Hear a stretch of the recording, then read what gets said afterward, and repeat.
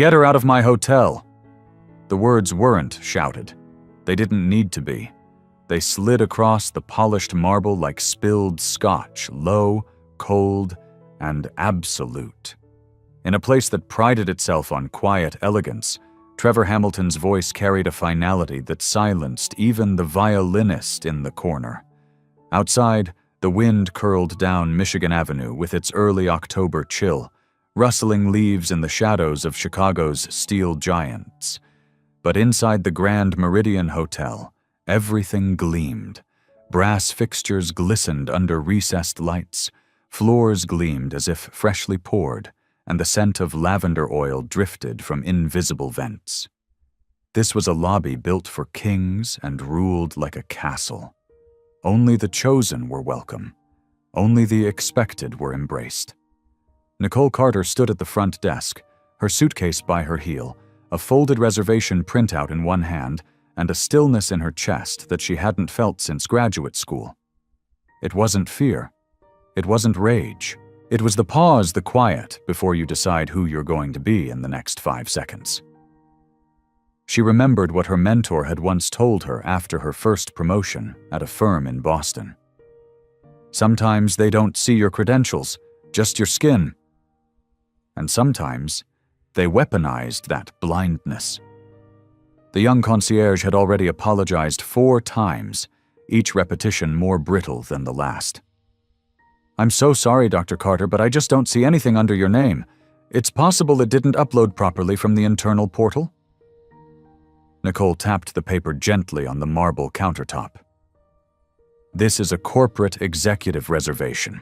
It would have come through the IGH executive system, not the public one. You'll need to check the director channel." He glanced behind him nervously, as if summoning courage or a superior. And then came Gerald. Middle-aged, thinning hair, eyes that flitted more than they focused. He wore the uniform of management, a gray 3-piece suit that screamed hierarchy louder than any nameplate. He looked from Nicole to the screen and back again. "I understand you're trying to check in?" he asked, already disbelieving. She nodded. "Yes, I'm Nicole Carter. The room should be under the corporate block. Carter, Executive Director." He didn't even pretend to check. "Unfortunately, we've had several attempts lately to gain unauthorized access using fake reservation numbers. I'm going to have to ask for your identification again." Nicole raised an eyebrow. "You scanned it 10 minutes ago." "That was the concierge. I'm asking you now." The temperature in the lobby dropped not in degrees, but in demeanor. Conversations dimmed. A guest with a silver poodle paused mid-laugh. A pair of bellhops exchanged glances. Nicole handed over her license. He held it like it might stain. He didn't even look down at it before he spoke again. "This doesn't match any of our internal systems. I'm afraid we'll need to ask you to leave." That's when Trevor Hamilton appeared. Tall, suave, the general manager. The face of the Grand Meridian in every glossy magazine spread. His suit was bespoke, his hair perfectly placed, and his smile, when it came, was razor thin. "I've got this, Gerald," he said, stepping between them. Then he turned to Nicole. "Ma'am, you'll need to vacate the lobby. We cannot allow individuals to pose as executive guests. It compromises the experience for others." Nicole didn't blink. "I didn't pose," she said evenly. "I booked through the internal director channel. If you check your logs for today, corporate tag code N Carter, it'll be there." Trevor crossed his arms. "You're welcome to send a complaint to our corporate team. But for now, I'm asking you to exit the premises." Nicole exhaled, slow and silent. She bent to retrieve her suitcase handle. The violinist had resumed playing some slow Gershwin piece, but it sounded hollow now, like it echoed down an abandoned hallway. As Nicole stood upright, suitcase in hand, she looked at Trevor. Not angry, not pleading, measured. "You'll remember this moment," she said. He laughed lightly, like someone humoring a child. She didn't. Because in 20 minutes your world will change. She turned, heels clicking on the tile, and walked toward the glass doors. The security guard stepped back as she approached, not out of duty, but discomfort. The guests watched her like a scene from a courtroom drama, as if waiting for her to protest, scream, maybe even cry. But Nicole Carter didn't give them that. She gave them posture, a steady hand, and the silence of a woman who knew who she was and who would not beg to be seen. Outside, the wind had picked up. She paused at the curb, opened her phone, and sent one message. Then she stood there, still and statuesque beneath the gold-lettered canopy of the Grand Meridian, as the city moved around her. Inside, Gerald wrung his hands. The concierge wiped his brow, and Trevor Hamilton poured himself a splash of bourbon behind the check-in counter, the kind of indulgence he allowed only after successfully preserving the brand. He didn't know yet. Not about the name, not about the title, not about the boardroom 43 floors above his head where the real owners of this hotel sat, or that one of them was already dialing. He only knew the satisfaction of keeping the space untainted, of keeping the guests comfortable, of maintaining an illusion that was about to shatter. Nicole didn't need to shout. She had whispered, and everything had already begun to shift. Her reservation wasn't just valid, it was from the executive portal. Patricia Wells didn't shout the words. She didn't need to. They landed in the boardroom like a brick through a glass window, stopping the soft shuffle of papers and the low hum of morning traffic filtering through the floor-to-ceiling windows of the 42nd floor. Nicole Carter sat across from her, hands folded neatly on a leather portfolio, her expression unreadable. Sunlight painted gold streaks across the long mahogany table, but no one moved to admire the view. Not today. It had been 12 hours since the incident in the Grand Meridian lobby. 12 hours since Nicole had stood beneath the marble arches and been treated like a criminal in one of the very hotels her department had funded, reviewed, and approved for partnership. 12 hours since Trevor Hamilton, wearing the practiced confidence of gatekeeping authority, had dismissed her presence with the same ease one might swat at a fly. Now, she was here not to vent, not to explode, but to begin something much colder and much more permanent. Patricia leaned back slightly, her white blouse crisp, her silver curls pinned neatly at the nape of her neck. "This isn't a technical error," she said quietly. "This is a pattern, and the Grand Meridian just handed us the leverage we needed." Nicole didn't answer immediately. Her eyes were on the screen in front of her, where security footage showed the exact moment Trevor gestured toward the door, his lips mouthing, "Get her out." The concierge's gaze darting downward, Gerald's hesitant posture, the violinist still playing. No one intervened. "I've walked through a lot of lobbies," Nicole said, finally breaking the silence. "I've been stared at, questioned. But this was different. This wasn't suspicion. It was certainty.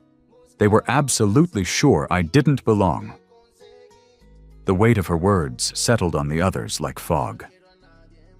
Aisha Patel, seated next to Patricia, nodded slowly.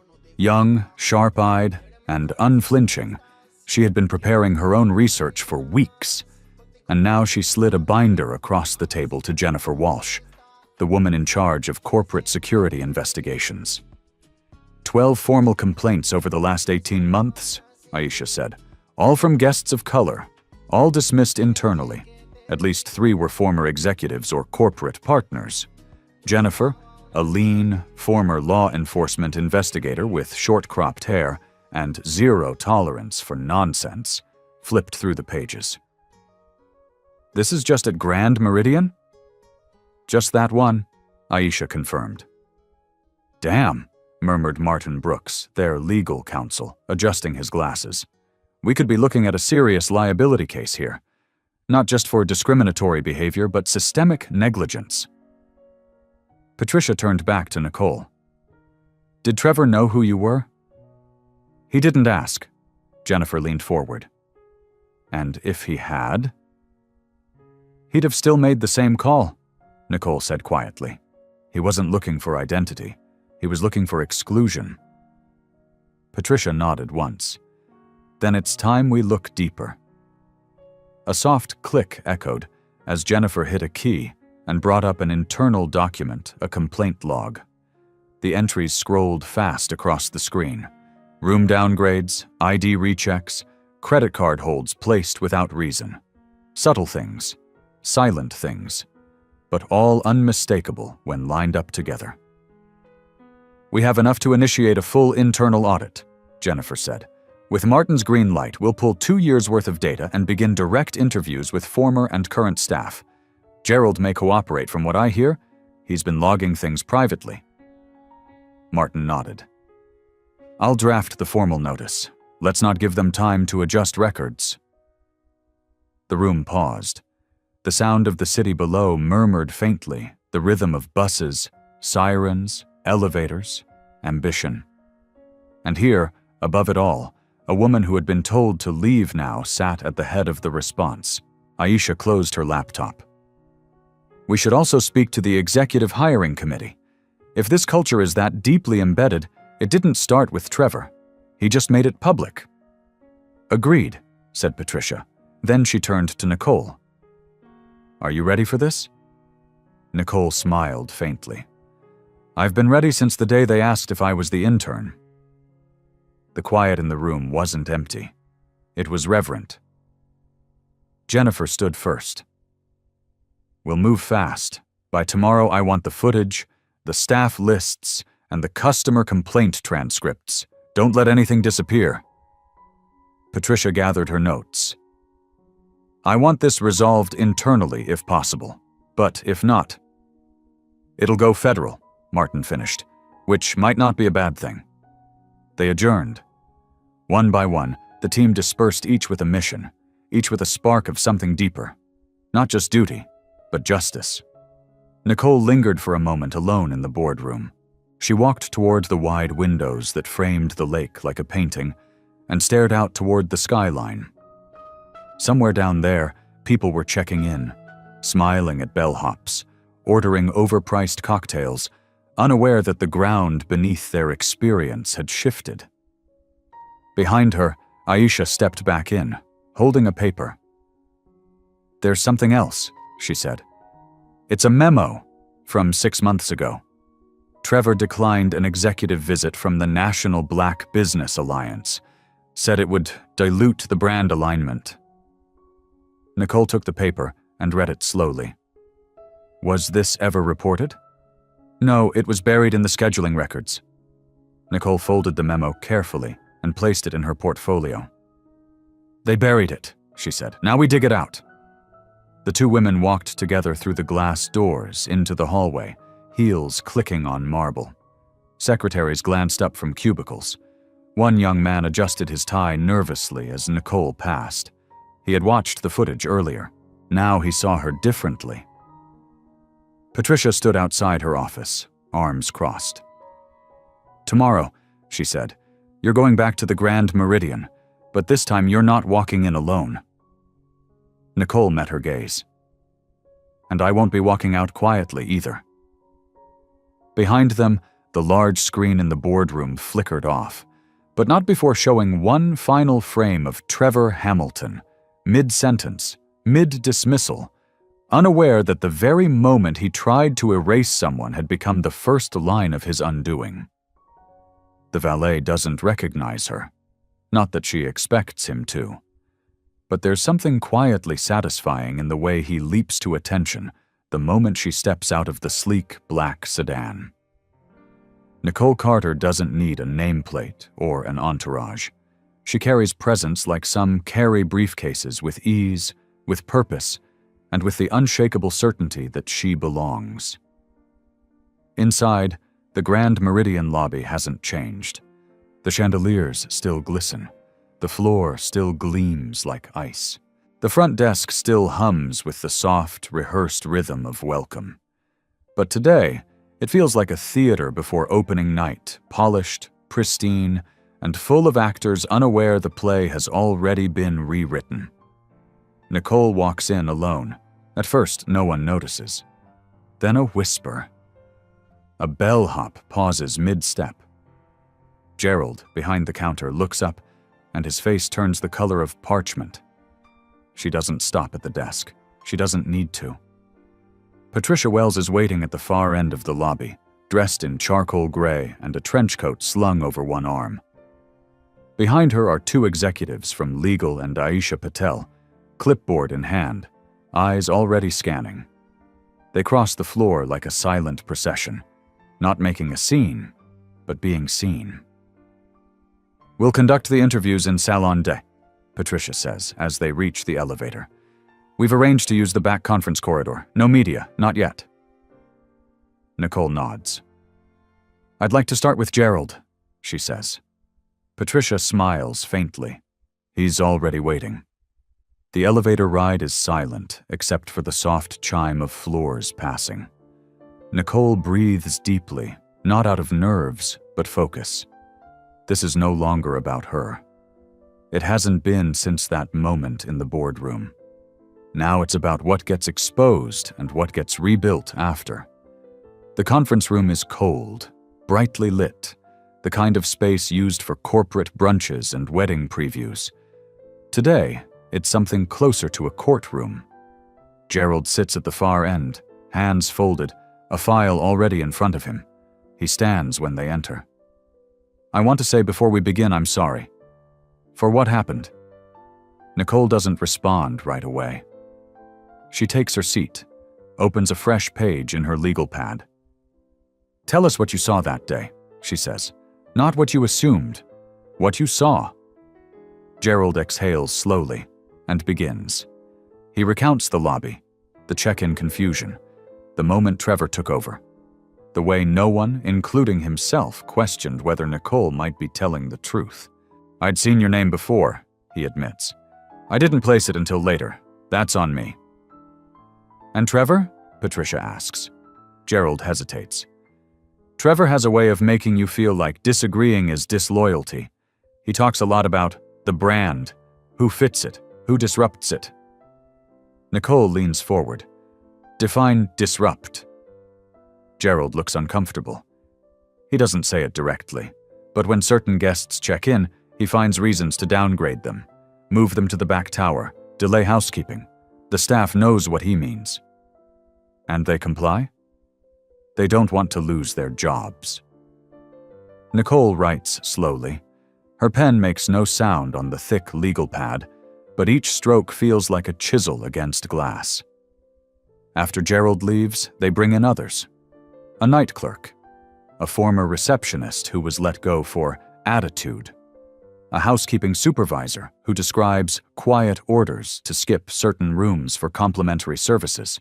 By the fourth interview, a pattern emerges, not overt racism, but curated exclusion.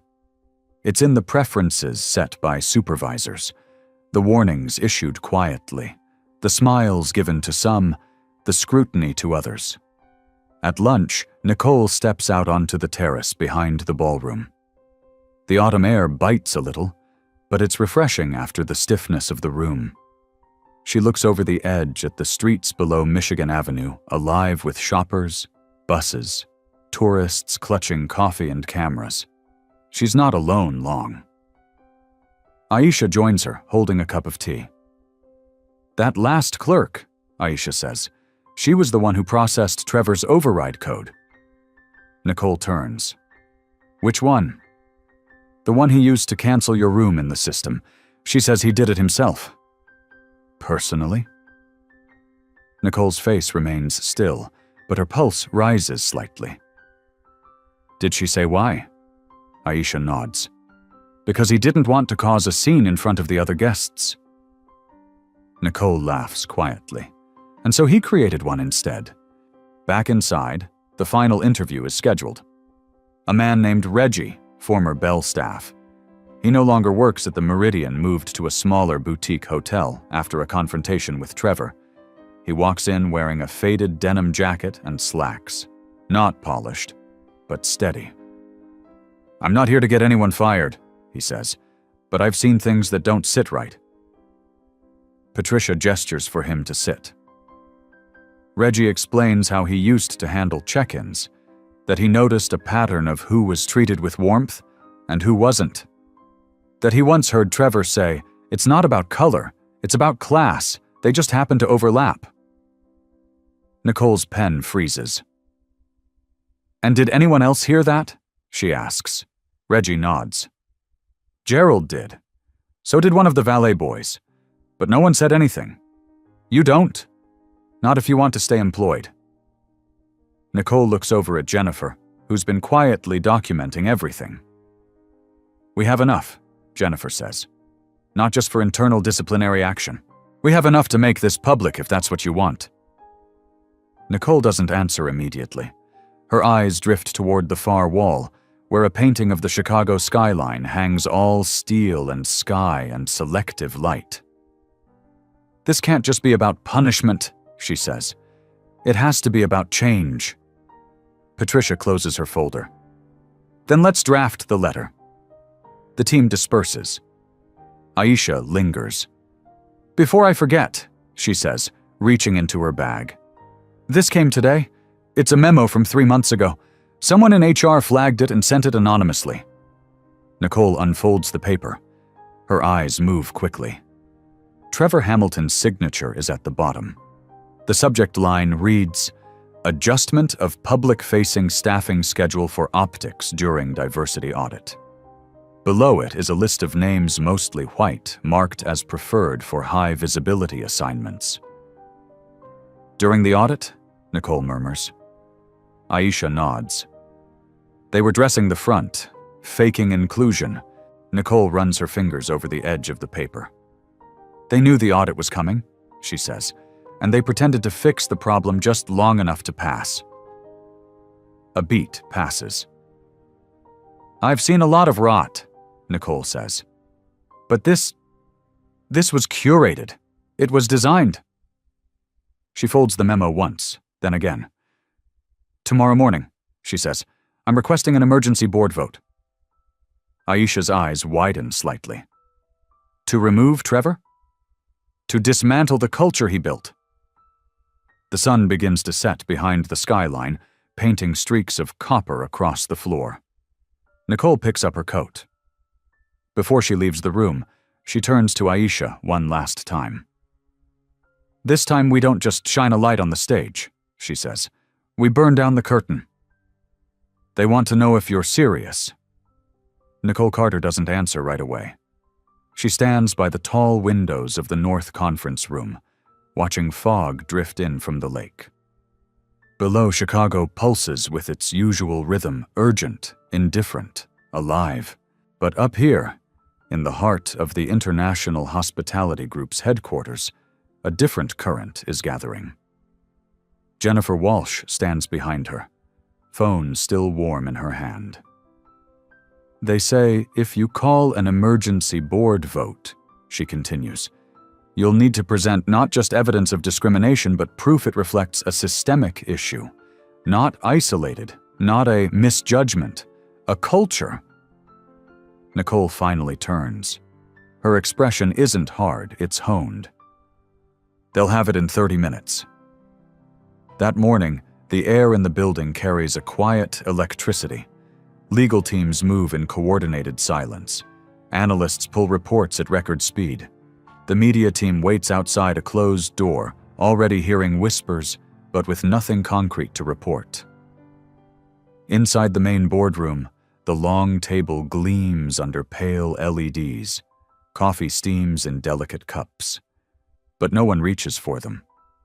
The room is full of people who know when silence is louder than outrage. Patricia Wells enters first, head held high, notes in hand. Behind her, Aisha walks with a tablet and a bundle of printouts. Martin Brooks brings up the rear, flanked by 2 senior investigators from Human Capital. Nicole enters last. For a moment, she stands at the head of the table alone while the others watch. Some with curiosity, a few with discomfort. and one or two with the faint flicker of guilt behind practiced expressions. She places her leather folder on the table, opens it, and begins. "We've conducted a 7-day internal audit," she says. "Not only did we confirm multiple instances of racial bias at the Grand Meridian, but we uncovered a pattern of internal suppression designed to protect optics during diversity reviews." Several heads lift at that. Attached in the printed packets are 12 guest testimonies, 6 staff interviews, and internal documents, including a memo signed by General Manager Trevor Hamilton, stating that staffing decisions were being adjusted based on appearance during public audits. A board member across from her clears his throat. "You're suggesting this was orchestrated?" "No," Nicole replies calmly. "I'm saying it was institutionalized." Gasps don't erupt in boardrooms like they do in courtrooms. Here, discomfort ripples in posture shifts, in the sudden crossing of arms or quiet exchange of glances. Patricia takes over, outlining the compliance violations, the civil liability risks, the PR disaster already brewing just outside these walls. Aisha passes the memo around. Martin leans forward. "We're not just liable for Trevor's behavior. We're complicit if we don't act now." Someone near the end of the table raises a hand. "And what exactly are you proposing, Nicole?" She looks at each of them, steady. "I'm asking for a full vote of no confidence in Trevor Hamilton as general manager of the Grand Meridian Hotel, immediate termination, suspension of the location's elite partnership status pending a full external review, and public acknowledgement of our role in allowing this culture to grow." Murmurs rise, low and tense. "We can't do that without triggering media," one woman says. "It's better than having them expose it themselves," another counters. A man at the far left, Robert Dane, vice chair of operations, sits back, arms crossed. "And if we don't agree," he asks, "you take this outside?" Nicole doesn't flinch. "No, I'll stay right here, and I'll become the reason it doesn't go away." There it is. Not a threat. A promise. Jennifer steps forward with a stack of folders. "Before you vote," she says, "you should know the U.S. Commission on Civil Rights has already reached out. They've requested transcripts of our audit. You have hours, not days." The room shifts again. Now it's not just discomfort, it's urgency. Robert hesitates. "We need executive session." Patricia raises an eyebrow. "Fine, but the facts don't change when the doors close." Nicole and her team exit to the hallway. The corridor outside is long, lined with minimalist artwork and the faint hum of corporate machinery. Nicole walks to the end, where a bench faces a framed photo of the original Grand Meridian black and white, stately, proud. Aisha joins her. "You okay?" she asks. Nicole nods. "I'm not angry, I'm tired." Aisha hesitates, then sits. "There's something you should know." She hands over her phone. On screen is a video grainy, obviously recorded secretly. Trevor Hamilton. He's in the employee lounge, speaking to someone off camera. His voice is unmistakable. "They're going to push this inclusion crap until this place looks like a bus station. I don't care what the board says I run this hotel." Nicole watches the video twice, once with clenched hands, the second time with stillness. "Who recorded it?" "Reggie, the former bellhop." Nicole breathes out through her nose. "We're not just voting him out. We're putting the system on notice." The boardroom doors open 15 minutes later. Everyone returns. Patricia sits first. Then Jennifer. Then the others. Robert stands. "We've taken the vote," he says. A pause. "The motion to terminate Trevor Hamilton effective immediately has passed. 13-2. No cheers, no clapping, just stillness and breath. Nicole allows herself one blink of emotion before gathering her folder again. We'll begin transition protocols this afternoon, Robert continues. Legal will handle the announcement. Human capital will oversee the employee review process. Nicole stands. And the public? We'll prepare a statement by tomorrow. She nods, already knowing what needs to be in it. The meeting adjourns, but Nicole doesn't leave the room. Not yet. She walks slowly to the head of the table again, places her hands on the back of the chair where Robert had just sat. This chair, she says quietly, has made a lot of decisions about people it never bothered to know. Then she turns and walks out, not to applause, not to celebration, but to the next set of stairs she knows she must climb. Down in the lobby, Trevor Hamilton is just arriving. He's on the phone, a coffee in hand, issuing clipped instructions to someone in housekeeping. He doesn't notice Nicole at first, doesn't notice Patricia beside her, doesn't even flinch when Jennifer steps forward with the envelope. Trevor Hamilton, she says. He stops. I'm here on behalf of the board. You've been relieved of your duties, effective immediately. You'll be escorted to collect your belongings. Trevor stares at her, then at Nicole, who says nothing. The look on his face isn't shock. It's disbelief that the woman he once ordered out of his lobby now stands behind the woman holding his professional obituary. He opens his mouth, perhaps to protest, perhaps to plead. But Nicole steps forward. Don't speak, just watch. And as security approaches, not with aggression, but with unmistakable finality, Trevor's hand tightens around his phone before setting it down. Patricia touches Nicole's shoulder gently. It's done. Nicole exhales. Not yet. You know what's worse than hate? Reggie asks quietly.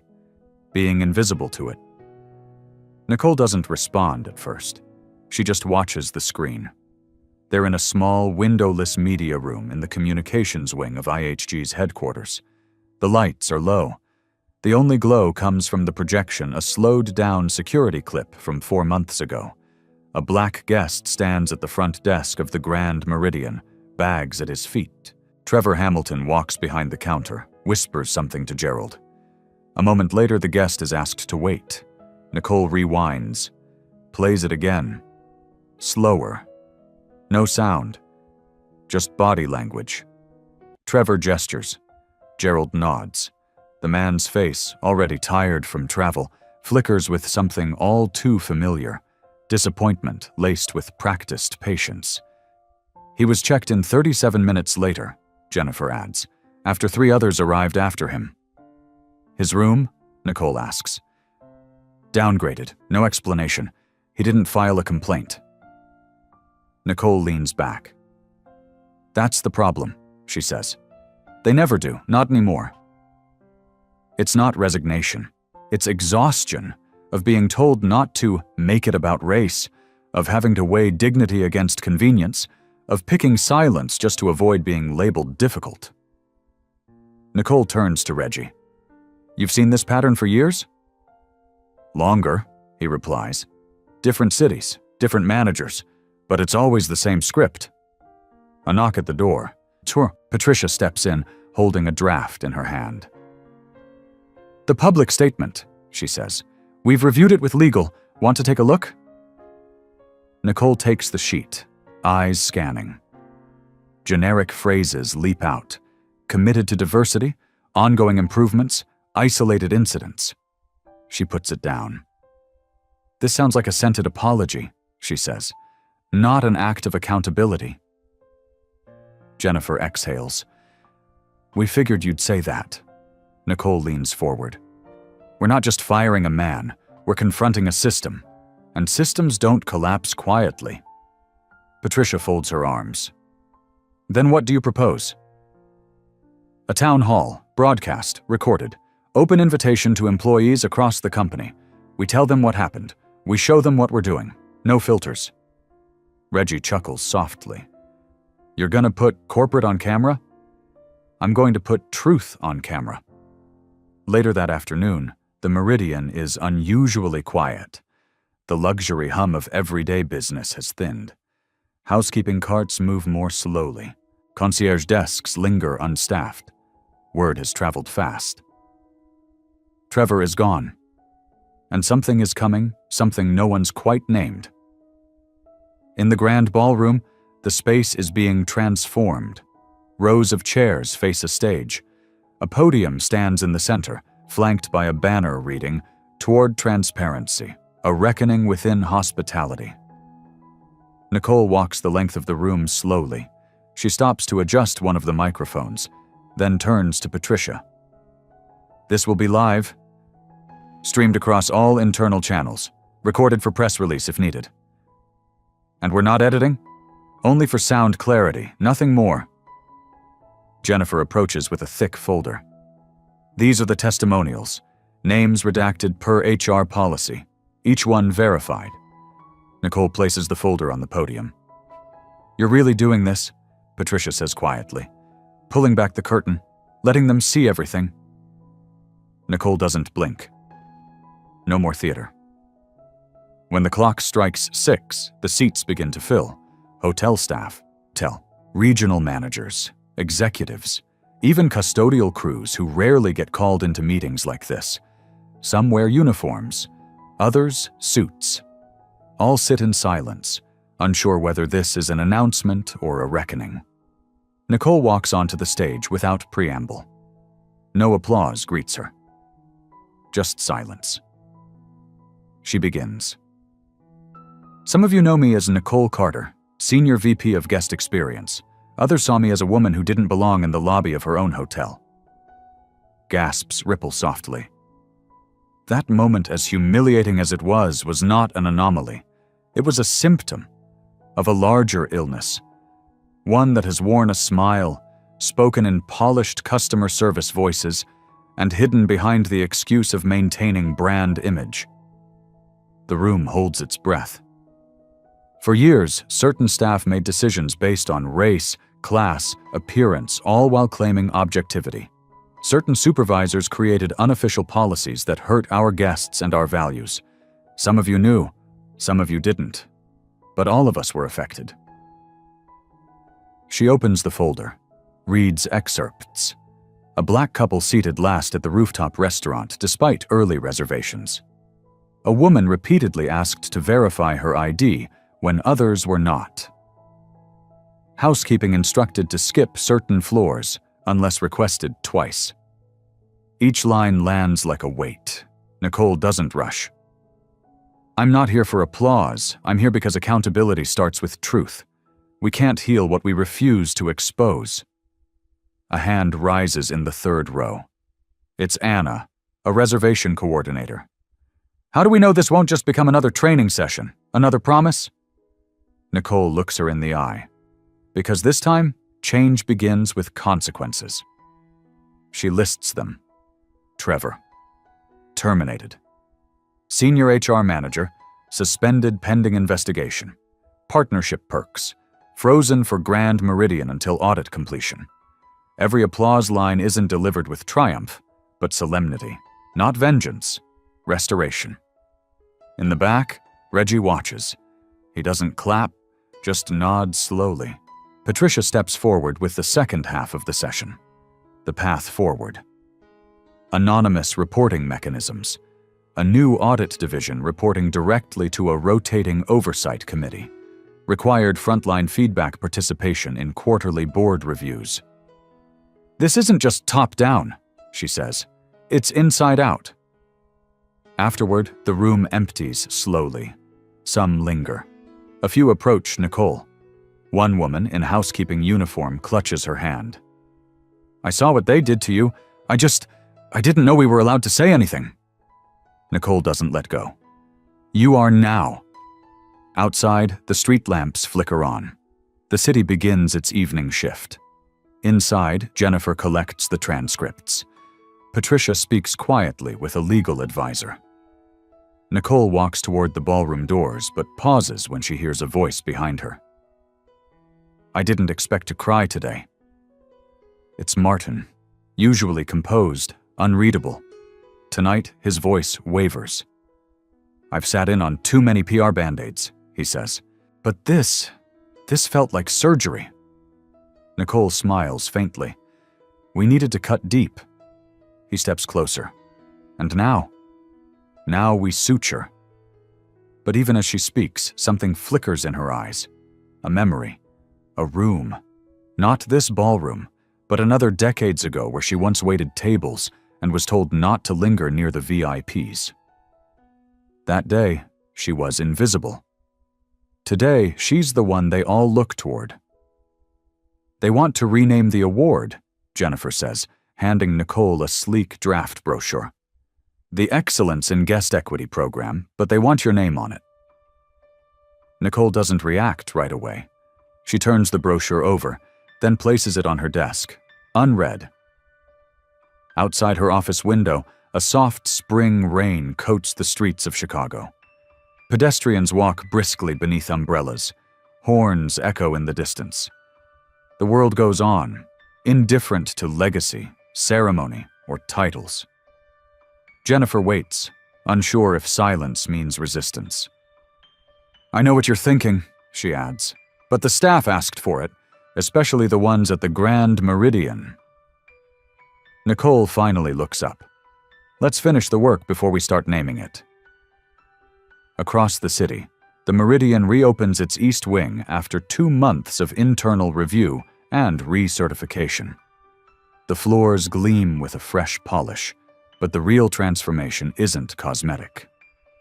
This morning, Nicole returns to the hotel alone. No entourage, no press. She walks through the lobby like any guest unannounced, dressed in a slate gray trench coat, her ID tucked away. No grand entrance, no acknowledgement, just observation.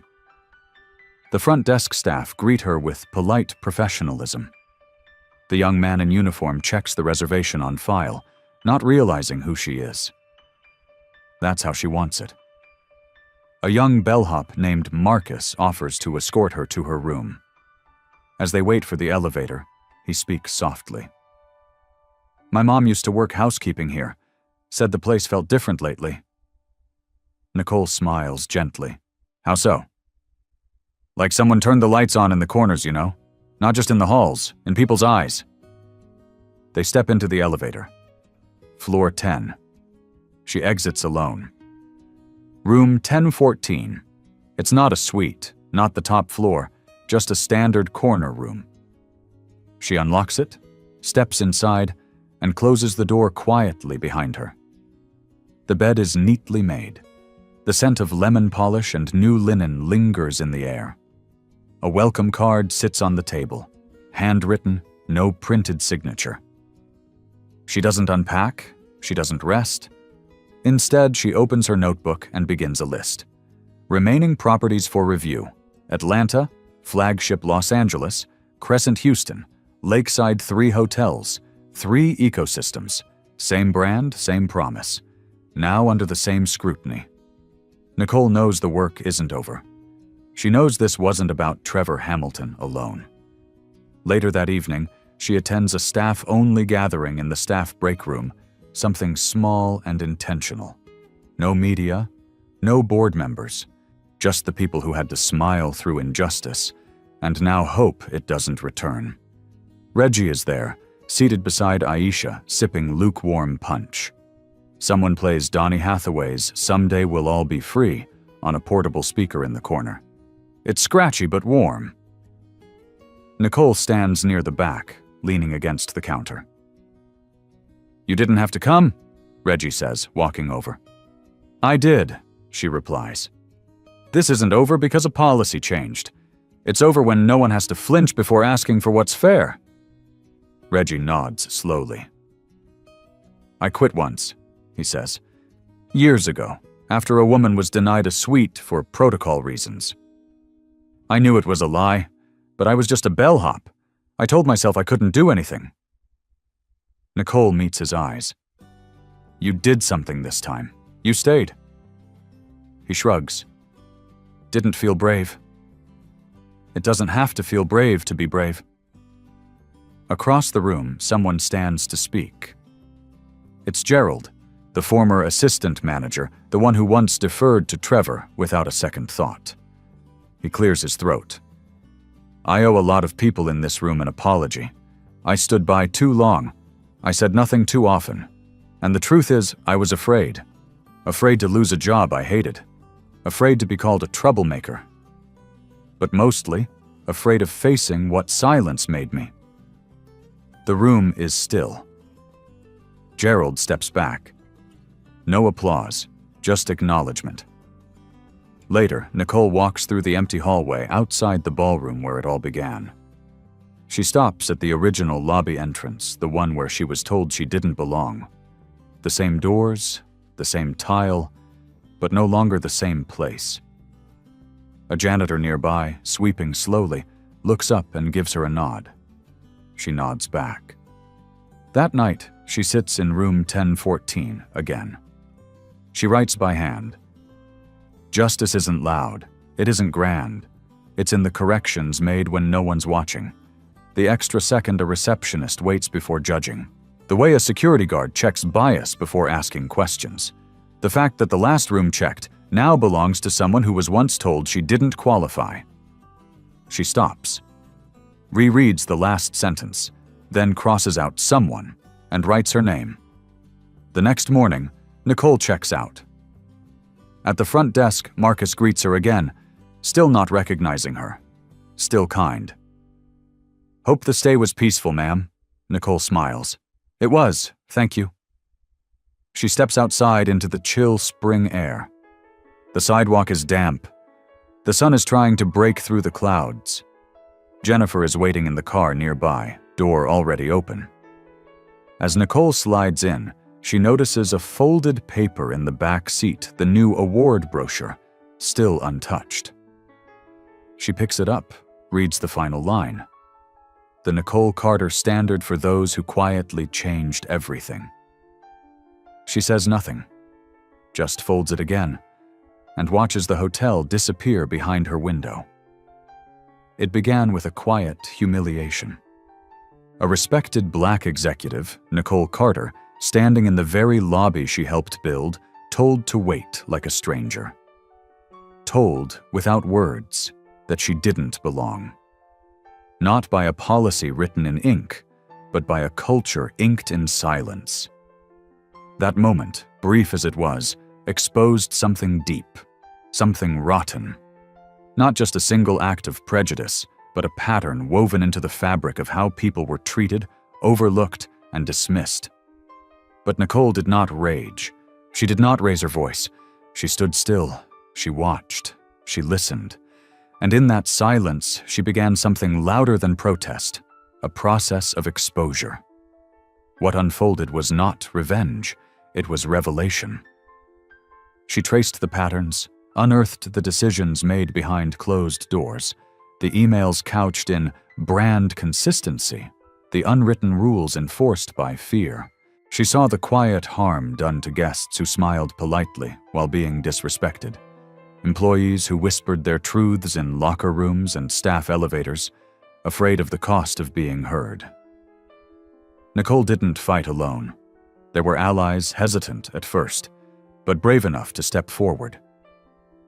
Jennifer, who understood that justice requires transparency. Reggie, who chose to stay this time instead of walking away. And even Gerald, the bystander, who finally found the courage to speak when silence no longer protected him. They weren't superheroes. They were ordinary people choosing decency over denial. And that made all the difference. The confrontation wasn't one moment, it was many. A speech that pierced the corporate veil. A live stream that didn't sanitize the truth. A meeting where those who had looked the other way finally looked inward. Trevor Hamilton lost his job, but more importantly, the culture that enabled him began to crumble. Through each chapter, the story asked one hard question. What does justice really look like? It isn't polished statements or performative apologies. It isn't another training slide deck or a new slogan on a banner. Justice is when the janitor, the receptionist, the guest who doesn't look elite enough, all receive the same dignity as the CEO. Justice is when no one has to prove they deserve respect before receiving it.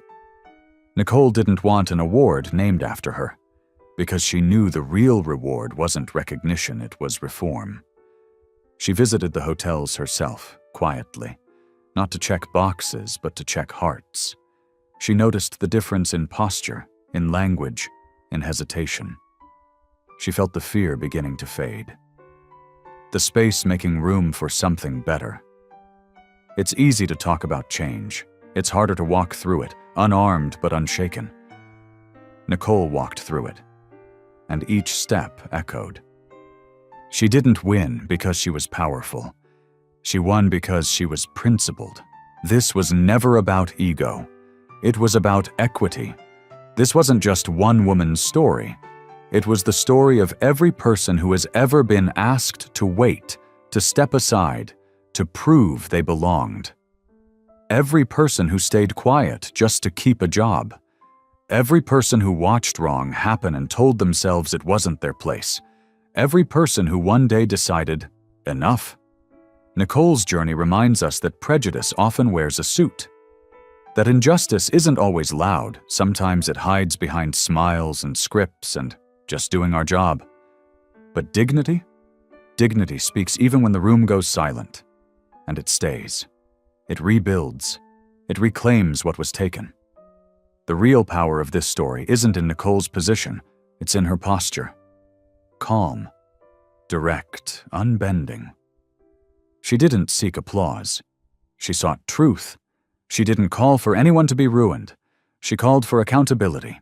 And in doing so, she gave others permission to speak, the staff who had endured, the guests who had swallowed discomfort, the bystanders who had finally had enough.